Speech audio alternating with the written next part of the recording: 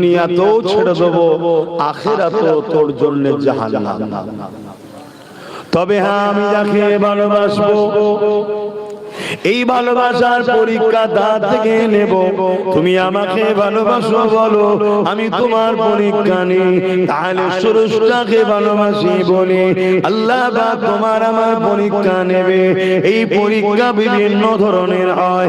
কাউকে আল্লাহ গরিব অভাব দিয়ে পরীক্ষা নেয়, কাউকে আল্লাহ ধন দৌলত দিয়ে পরীক্ষা নেয়।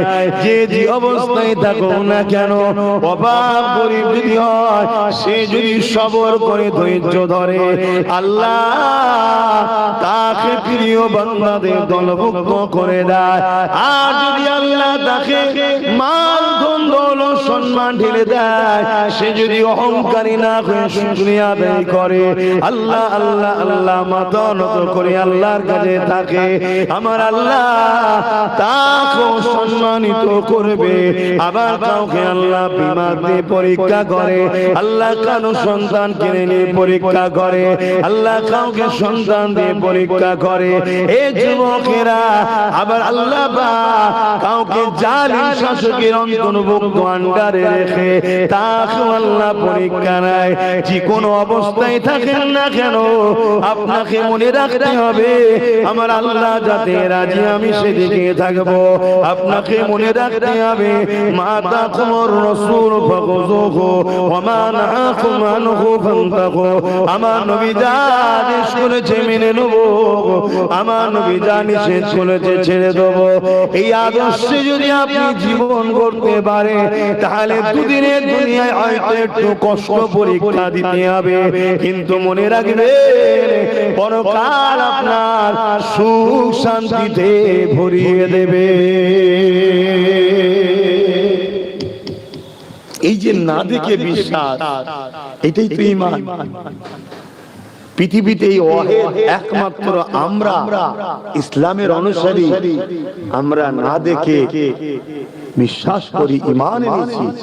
আমানতু বিল্লাহি ওয়া মালাইকাতিহি ওয়া কুতুবিহি ওয়া রাসূলিহি ওয়াল ইয়াউমিল আখির ওয়াল কদরি খাইরিহি ওয়া শাররিহি মিনাল্লাহি তাআলা ওয়াল বা'স বা'দাল মাউত। এই যে আমরাই বিশ্বাসী স্রষ্টা একজন আল্লাহ, কেউ দেখেছেন? জোরে বলে। যদি আপনার গলায় ছুরি ধরিয়ে বলা হয় যে স্রষ্টা দুজন, আপনি মানবেন?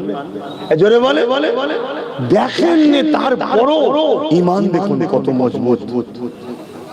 যেমন কিন্তু মেরেও ফেলি, তথাপিও স্রষ্টা একজন। কুল হু আল্লাহু আহাদ আল্লাহুস সামাদ লাম ইয়ালিদ ওয়া লাম ইউলাদ ওয়া লাম ইয়াকুল লাহু কুফুয়ান আহাদ।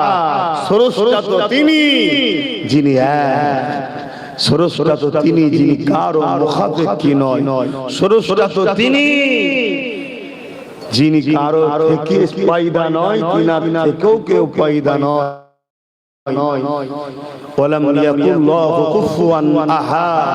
তিনি এক অদ্বিতীয়, তিনার সমকক্ষ কেউ নাই, তিনি হলেন স্রষ্টা। জোরে বলুন সুবহানাল্লাহ। আপনাকে যদি বলা হয় যে আপনাকে 1000 কোটি টাকা দেওয়া হবে, আপনি স্বীকার করবেন যে আল্লাহ একটা নয়, একের অধিক? কেন করবেন না? আপনি তো এক আল্লাহ দেখেননি, তাও স্বীকার করবেন না?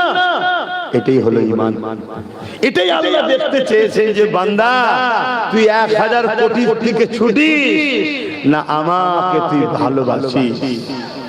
তুই যদি সামান্য অন্যদিকে যাস, মনে রাখবি তোর হায়াত কিন্তু নাই, টাইম যেই হবে চলে যাবে।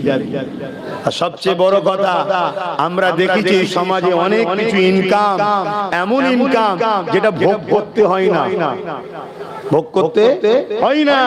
আপনি লোভে পড়ে যদিও নিয়ে নেন, ভোগ করবেন কি মানে আছে? আপনি তো মারা যেতে পারেন, বা তারপরে কিছুক্ষণ পরে এখন ইডি সিবিআই ঘোরাঘুরি করছে, দেখছেন তো নাকি? কেন টাকার দরকার, তো দেখা যাবে এসে এমন হানা দিয়েছে আপনারটা নিয়ে চলে গেল। ছিলেন না তবু এক ভালো ছিল, এ টাকাও গেল, জেলেও গেলে, দুদিন পরে না হয় ইদিক উদিক করে বেরিয়েও পড়লেন, 1000 কোটি চলে গেল, 1000 কোটি চলে গেল, এই টেনশনই আপনার লাইফ শেষ। আল্লাহ জি হালে রেখেছে, আল্লাহ জি হালে রেখেছে, আলহামদুলিল্লাহ। বাবেরা, নওজওয়ান তরুণেরা, এ নবী পাকের প্রেমিকেরা, এই দুনিয়া একটা পরীক্ষা জায়গা।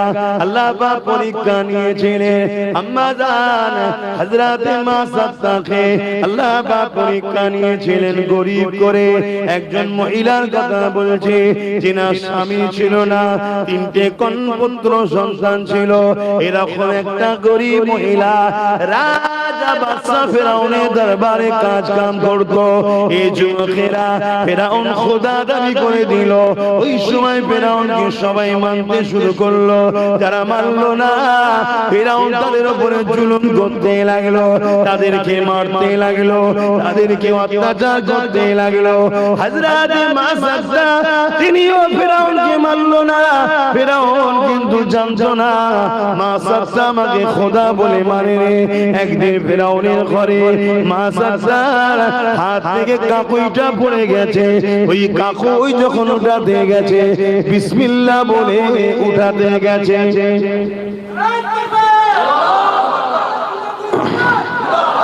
যখনই বিসমিল্লাহ বলে তুলেছে, ভাই মনে তো চালাতে লাগলো, দিয়ে যা দিয়েছি তো বিরাট নিচুই নিয়ে দিয়ে দেন, হালকা হালকা হবে, নিচুই নিয়ে দিয়ে দেন। তাহলে বিসমিল্লাহ বলে উঠাতে গেছে, আর এই খবরটা ফেরাউনের কানে পৌঁছে দেওয়া হয়েছে। জাহাপানা সরদার, আপনার ঘরে যে কাজের মহিলা মা সাদ্দা থাকে, সে আপনাকে খোদা বলে মানে না। ওই যে মুসা যে খোদার প্রচার করছে, সেই খোদাকে মানে। ফেরাউন গেলার হয়ে যায়, হালকা আরো কত বেশি ফেরাউন গেলাল হয়ে গেল। হযরত মা সাদ্দাকে ডাক দিয়ে দিল, এ মা সাদ্দা, শুনলাম নাকি তুমি আমাকে খোদা বলে মানো না। মুসা যে খোদার প্রচার করতে লেগেছে, তাকে খোদা বলে মানো। মা সাদ্দা চিন্তা করতে লেগেছে, এ জালিমের সামনে যদি সত্য কথা বলে দিই, এ জালিম আমাকে জানে মেরে দেবে, এ জালিম আমাকে হত্যা করে দেবে, এ জালিম আমার উপরে অনেক জুলুম করবে। আর আমি জান বাঁচাবার জন্য যদি মিথ্যা কথা বলি, আমার আল্লাহ নারাজ হয়ে যাবে, আমার স্রষ্টা বেজার হয়ে যাবে। যিনি বলেছেন মিথ্যা হলো গুনার মা, আমি তিনাকে বেজার করব না, নিজের জানকে জালিমের হাত থেকে বাঁচাবো। হযরত মা সাদ্দার ইমানের পাওয়ার দেখুন কত ছিল। হযরত মা সাদ্দা বলতে লেগেছে, এ জালিম ফেরাউন, যেটা শুনেছো সত্য শুনেছো, আমি আপনাকে খোদা বলে মানি না, আমি তিনাকে খোদা বলে মানি, যিনি আমাকে গরীব করে পরীক্ষা নিচ্ছে, আপনাকে মিশরের রাজা বানিয়ে পরীক্ষা নিচ্ছে। আপনারও উচিত হবে সেই স্রষ্টাকে মেনে নেওয়া, যিনি আপনাকে রাজ ক্ষমতা দান করেছে, মিশরের রাজা বানিয়ে দিয়েছে। কিন্তু ফেরাউন অন্ধকারে এমন ভাবে জড়িয়ে গেছে, মা সাদ্দার কথা শুনে রেগে গেল। এ মা সাদ্দা, ও সব কোনো কথা শুনতে চাই না। আনা রব্বুকুমুল আলা, আমি হলাম তোমাদের বড় খোদা, আমাকে তুমি খোদা বলে মেনে নাও। যদি না মানো, এ মা সাদ্দা, তোমার উপরে অনেক জুলুম অত্যাচার হবে। হযরতে মা সাদ্দা বলতে লাগলেন, আমি আমার সব কষ্টের মোকাবেলা করতে রাজি আছি, আমি আমার স্রষ্টা আল্লাহকে কখনো ভুলতে রাজি নয়।